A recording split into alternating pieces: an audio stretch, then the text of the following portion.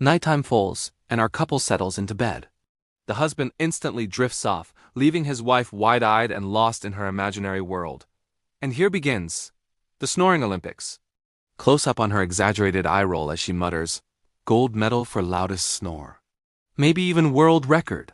She tries everything, pillow fluffing, earplugs, gentle nudges, but nothing works. She dramatically flops back, covering her ears and imagining a snoring stadium with judges holding up scorecards. Determined, she starts competing back with fake snore noises, making her husband twitch and mumble in his sleep. She holds up a scoreboard. Husband, 10 tenths. Snooze king. Wife, 8 tenths. Contender. Morning light streams in. The husband yawns. Did I win? His wife laughs, hugging him tight.